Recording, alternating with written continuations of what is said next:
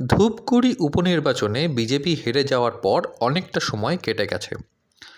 দেশীয় রাজনীতিতে আসন্ন লোকসভা নির্বাচনকে কেন্দ্র করে বিজেপি বিরোধী দলগুলি একত্রিত হয়ে যে আইএনডিআই জোট তৈরি করেছিল সেটাও ছত্রভঙ্গ। কিন্তু আমাদের রাজ্যের প্রধান বিরোধী রাজনৈতিক দল বিজেপি বর্তমানে ঠিক কী অবস্থায় আছে? লোকসভা ভোটের দামামা বেজে গেছে, আর 2 মাস পরই লোকসভা ভোট। ঠিক তার আগে আমাদের রাজ্যের বিজেপি ঠিক কতটা সক্ষম, কতটা ঘর গুছিয়েছে, তাদের শিবির কতটা শক্ত, আজকের পর্বে আমরা সেই নিয়ে আলোচনা করব। আজ থেকে ঠিক 10 বছর আগে যদি আমরা পিছিয়ে যাই 2014 সালের লোকসভা নির্বাচনে, তখন এ রাজ্যে বিজেপি বলতে কী ছিল? কিছুই ছিল না। বাবুল সুপ্রিয় অবশ্যই ওই বিজেপি সাংসদ হয়ে অনেকটাই চমকে দিয়েছিলেন। দিলীপ ঘোষ বাবুও ছিলেন, এবং বাবুল সুপ্রিয় প্রায় 5 বছর মতন বিজেপির প্রধান মুখ হিসাবে আমাদের রাজ্য রাজনীতিতে অনেকটাই দাগ কেটে গেছেন। 2019 লোকসভা ভোটে 42টি আসনের মধ্যে 18টি আসন পেয়ে বিজেপি কিন্তু স্পষ্ট জানান দেয় এ রাজ্যে তাদের ভিত কতটা শক্ত। আবার 2021 সালে তারা অনেক তর্জন গর্জন করলেও মোটে 77টি বিধানসভা আসনের মধ্যেই কিন্তু সীমিত হয়ে পড়ে। বর্তমান সময়ে বিজেপির মাত্র 68টি বিধায়ক আছে আমাদের রাজ্যে। এই 68টি বিধায়ক একজন রাজ্যপাল, ইডি, সিবিআই এবং 17টি সাংসদ নিয়ে বিজেপি বর্তমানে প্রধান বিরোধী রাজনৈতিক দল হিসাবে ঠিক কোন জায়গায় দাঁড়িয়ে? দেখুন, এই বছর 42টি আসনের মধ্যে বিজেপি হয়তো 20 থেকে 22টি আসন পেলেও পেতে পারে। মোটামুটি ওই 15 থেকে 20-র মধ্যে বিজেপির আসন সংখ্যা থাকার কথা। দুটো বাড়তেও পারে, কমতেও পারে। এর থেকে বেশি যে কিছু হতে পারে সেই নিয়ে কিন্তু বিজেপি দল নিজেও খুব একটা ভাবছে বলে আমার মনে হয় না। তার কয়েকটি কারণ আছে। ভোটের আগে বিভিন্ন রাজনৈতিক দল যে পরিমাণে ক্যাম্পেন করে, আমাদের রাজ্যে বর্তমানে বিজেপির ক্যাম্পেন কিন্তু আমরা সেইভাবে দেখতে পাচ্ছি না। কদিন আগে আমাদের রাজ্যের বুকের ওপর দিয়ে কংগ্রেসের ন্যায় যাত্রা চলে গেছে, ভারত জোড়ো যাত্রা চলে গেছে। আবার তার ঠিক কদিন আগে বামেদের ইনসাফ যাত্রা উত্তরবঙ্গ থেকে শুরু করে বিভিন্ন জেলা ঘুরে ঘুরে ব্রিগেডে এক বিশাল সভা করে শেষ হয়েছে। গত বছর এপ্রিল মাস নাগাদ আমরা দেখতে পেয়েছিলাম আমাদের রাজ্যে রাজপুত্রের ওই কী যেন তৃণমূলের নবজোয়ার যাত্রা শুরু হয়েছিল। তার ফলাফল পঞ্চায়েত ভোটে খুব ভালোভাবে তৃণমূল কংগ্রেস পেয়েছে। বিজেপি কী করছে? বিজেপি কি শুধুমাত্র ইডি এবং সিবিআইয়ের ওই কর্মতৎপরতার ওপরেই ভর করে দাঁড়িয়ে আছে?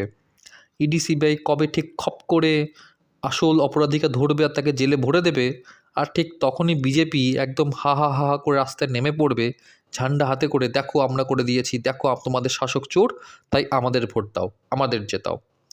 বিজেপি ঠিক কি এই রকম একটা পরিস্থিতির আশা করে আমাদের রাজ্যে রাজনীতি করছে? হয়তো তাই। কারণ বিজেপির এই মুহূর্তে সেরকম অ্যাক্টিভিটি তো কিছু দেখতে পাচ্ছি না। ইতিউতি কোনো ঘটনা হলে কলকাতার বুকে একটা মিছিল।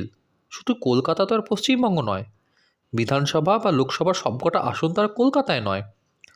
গ্রামের রাজনীতিতে, রাজ্যের অন্যান্য জেলার রাজনীতিতে বিজেপি কোথায়? তাদের একটা অ্যাবসেন্স কিন্তু মানুষ দেখতে পাচ্ছে। দেখুন, সব মানুষ যে 2019-এর লোকসভা ভোটে বিজেপিকে ভালোবেসে ভোট দিয়েছিল তা তো নয়। আবার সব মানুষ যে একদম বিজেপিকে ভালোবেসে তাকে ক্ষমতায় দেখতে চেয়ে 2021-এ তাদের 77টা বিধানসভা আসনে জয়ী করিয়েছিল তাও তো নয়। এর মধ্যে অনেক আছে যারা তৃণমূল থেকে মানে রেগে আছে, চটে আছে, তারা তৃণমূলের প্রতি ভীতিশ্রদ্ধ, তাই তারা বিজেপিকে ভোট দিচ্ছে। তো সেই ফ্লোটিং ভোটটা যদি বিজেপির হাতছাড়া হয়ে যায়, তখন বিজেপি কোথায় যাবে? আমাদের রাজ্যে হিন্দু ভোটের 51% বিজেপির কাছে। সেটা বিজেপি ইনক্যাশ করার জন্য, সেটাকে আরও বাড়ানোর জন্য ঠিক কী কাজ করছে?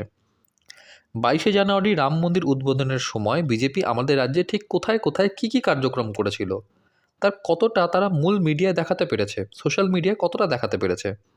এই ব্যবস্থাগুলো হয়তো বিজেপি আমাদের রাজ্যে একটু গুলিয়ে ফেলছে।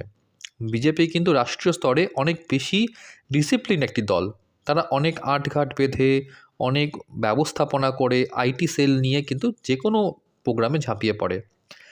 আমাদের রাজ্যের বিজেপি কিন্তু অনেকটাই দিশাহারা। ওই কবে রুদ্রনীল এসে দুটো কবিতা বলবেন, ওই সাদা কালো একটা ক্যামেরায় দাঁড়িয়ে, আর ওই সন্ধে হলেই বিভিন্ন সংবাদ চ্যানেলগুলিতে বিজেপির লোক এসে ওই তোমরা চোর তোমরা চোর তোমরা চোর এসব বলবে, আর সেটা করে বিজেপি ভোটে জিতে যাবে, এইটা যদি বিজেপি মনে করে, সেটা তো একটা ভ্রান্ত ধারণা। শুভেন্দুবাবু এই সময়ে বর্তমান রাজ্য সরকারের বিভিন্ন ভুল ভ্রান্তি, মমতা ব্যানার্জির অনেক ভুল সিদ্ধান্তের যথাযথ বিরোধিতা করছেন, ভুল চোখে আঙুল দিয়ে দেখিয়ে দিচ্ছেন। কিন্তু তিনি বিজেপি দলটিকে শক্ত করছেন কি? এর আগে মুকুল রায় যখন তৃণমূল ছেড়ে বিজেপিতে এসছিল, তিনি কিন্তু প্রথম হাত দিয়েছিলেন বিজেপির সংগঠনকে মজবুত করতে। বিজেপির সংগঠন আগের থেকে অনেকটাই মজবুত, কিন্তু সেটাকে আরও মজবুত করার জন্য, বর্তমান রাজ্য সরকারকে ফেলে দিয়ে নতুন রাজ্য সরকার তৈরি করার জন্য, সেটা কি আদৌ উপযুক্ত এবং শুভেন্দু অধিকারী তাতে ঠিক কতটা কন্ট্রিবিউট করছে, এই একটি অনুসন্ধান কিন্তু বিজেপির নিজেদের দলের মধ্যে অবশ্যই করা উচিত। তবেই হয়তো বিজেপি আগামী 2 বছর পর 2026 বিধানসভা নির্বাচনে একটু ভালো ফলাফল করলেও করতে পারে। দেখুন, বিজেপি মানুক কি না মানুক, বাবুল সুপ্রিয় এবং জয়প্রকাশ মজুমদার এরা বিজেপি ছেড়ে তৃণমূল শিবিরে চলে যাওয়াতে সাধারণ মানুষের বিজেপির প্রতি আস্থা কিন্তু একটু কমেছে। জয়প্রকাশ মজুমদার কিন্তু বিভিন্ন সংবাদ চ্যানেলগুলিতে বিজেপির যখন প্রতিনিধিত্ব করতেন, তিনি কিন্তু তৃণমূলের বিরোধিতা করতেন। আবার ঠিক কদিন পরই ওই শিবির সুইচ করে তিনি যখন তৃণমূল দলে যোগ করলেন, তিনি এখন বিজেপিকে শাপান্ত করছেন।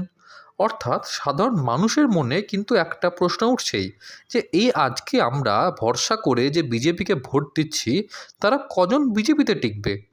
ঠিক যেমন 77 থেকে বিধায়ক সংখ্যা কমতে কমতে 69-68 এসে দাঁড়িয়েছে, ঠিক সেরকমই বিজেপিকে কিন্তু অবশ্যই নিজের শিবিরকে আগলে রাখতেও শিখতে হবে, নইলে কিন্তু সাধারণ মানুষের ভরসা পাওয়াটা খুবই দুষ্কর কাজ।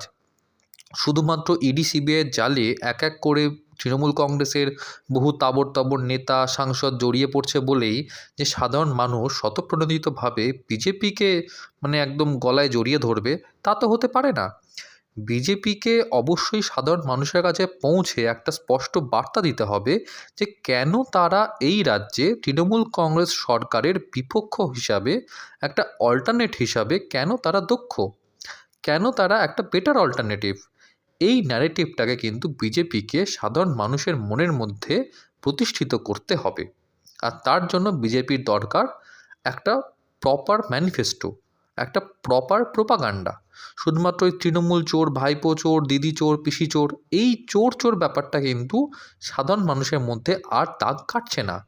কারণ সাধারণ মানুষ গত 2 বছর ধরে ওই ইডি সিবিআইয়ের টানাপোড়েন দেখছে। তারা গত 2 বছর ধরে দেখছে ওই আজকে এই মামলা এই এজলাসে যাচ্ছে, কালকে ওই এজলাসে যাচ্ছে, পরশু আরেক এজলাসে যাচ্ছে, হাইকোর্ট, তারপর সুপ্রিম কোর্ট, কোনো রায় বদলে যাচ্ছে, একবার চাকরি থাকছে, একবার থাকছে না, একবার আবার পুনর্বহাল হচ্ছে, একবার মাইনে কেটে যাচ্ছে। এই ব্যাপারগুলো নিয়ে সাধারণ মানুষ কিন্তু আর ওই তাল ধরে রাখতে পারছে না, তারা কিন্তু তাল হারিয়ে ফেলছে, খেই হারিয়ে যাচ্ছে। আর বিজেপি শুধুমাত্র ইডি সিবিআইয়ের কর্মতৎপরতার উপর ভরসা করে সাধারণ মানুষের ভোট নিজেদের দিকে টেনে আনবে, এইটা যদি ভেবে থাকে তাহলে কিন্তু সেটা খুবই ভুল ধারণা, খুবই ভুল ভাবনা। বিজেপি যে ভবিষ্যতে তৃণমূল কংগ্রেস হবে না, সেই গ্যারেন্টিটা বিজেপিকে দিতে হবে। সাধারণ মানুষ বামেদের ওপরে ঠিক যে যে কারণে ভীতিশ্রদ্ধ হয়ে তৃণমূল কংগ্রেসকে সরকারের ক্ষমতায় এনেছিল, বর্তমান সময়ে তৃণমূল কংগ্রেস সেই একই পজিশনে দাঁড়িয়ে আছে। অর্থাৎ আজ থেকে 10-15 বছর আগে 2011 সালে বাংলার অবস্থা ঠিক যেরকম ছিল, বর্তমান সময়েও বাংলার অবস্থা একই। মানুষ কিন্তু অল্টারনেট চাইছে, কিন্তু বিজেপি সেই অল্টারনেট হতে পারছে কি না, সেটা এই মুহূর্তে দাঁড়িয়ে আমরা কিন্তু খুব একটা বুঝে উঠতে পারছি না। আশা করি এ রাজ্যের বিরোধী রাজনৈতিক দলের নেতারা এই নিয়ে আলোচনা করবেন এবং নিশ্চয়ই তারা কোনো সঠিক সিদ্ধান্তে উপনীত হয়ে সাধারণ মানুষের কাছে বেটার অল্টারনেটিভ হয়ে ওঠার রাস্তা খুঁজে বার করবেন। আপাতত এইটুকুই, দেখা হবে পরের পর্বে। এইরকমই আরও সোশিও পলিটিক্যাল তথ্যচিত্র পেতে আমার এই ক্ষুদ্র প্রয়াস অর্থাৎ আমার চ্যানেলটি লাইক, সাবস্ক্রাইব ও শেয়ার করুন। ধন্যবাদ।